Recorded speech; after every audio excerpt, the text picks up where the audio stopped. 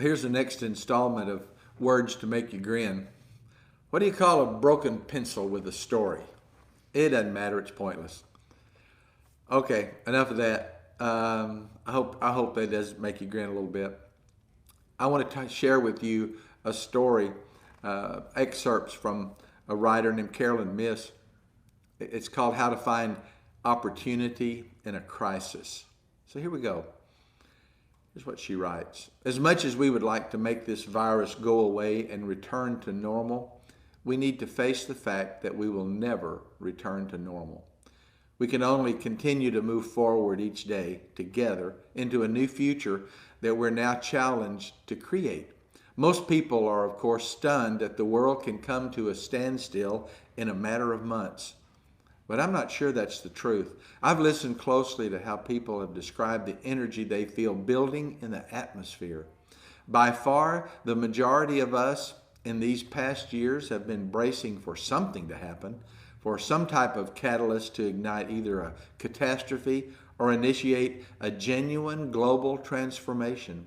Messages of a global catastrophe have been filtering into our social mind through movies with themes about pandemics and nuclear wars and other imagined means of destruction for decades now. Through these films, we envision survival scenarios, heroes and villains, but most of all, survivors. We are, at the end of the day, built for surviving.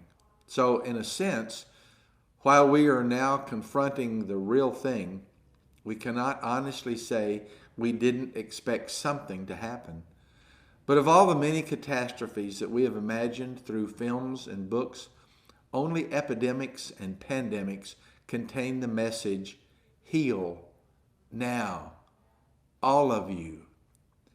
Pandemics are not political opponents. They do not cause one nation to want to destroy another. They create bridges. They reach out to other nations, unite with their scientists for information and research on finding a vaccine. Food may soon need to be shared. We may find ourselves organizing ways in our communities to be of service to those among us whose lives have completely collapsed as a result. The challenges that we face ahead of us will no doubt be many, and they will seem unmanageable until they are not. We always find a way.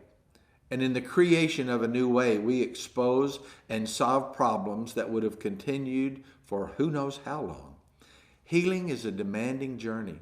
It is a rigorous trek of transformation, and this pandemic is an epic-sized sojourn with no end in sight. When all illness strikes an individual, that person usually discovers and consequently uncovers many areas of his or her life that were dysfunctional and also needed healing. The same rule applies to the whole of society. This pandemic is exposing the many ills in our society that need healing, along with the numerous individuals who are now coping with COVID-19. The absence of air travel is clearing the air of toxic fumes. Water systems have already responded to the absence of pollution. People are discovering they like to and might well prefer to work at home. How we do business in the months and years ahead is going to change. People are finding creative ways to do their work from home, which is inspiring another wave of creativity. Families are spending more time together. Instead of so many of us who typically long to be in our own space, we're now craving the company of others. The fragility of life has made itself apparent.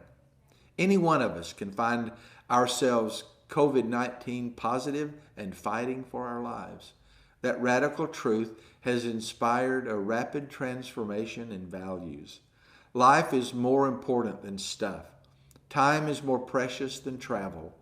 The well-being of family and friends and seeing them again is the reason why we want to keep ourselves well. And yes, abuse, alcoholism, depression, suicide, and despair are also on the rise as a result of confinement and job loss. These crises are exploding, and tragically we must acknowledge when human resources are at their most exhausted point. Still, people are responding to the many in need and realizing that the capacity to care for those individuals is sorely lacking. Perhaps we will emerge from this virus realizing how much we need to care for the vulnerable among us. All of our lives are changing and will continue to change. The way I see it is this: only the divine can stop a planet full of people and transmit the command, heal now.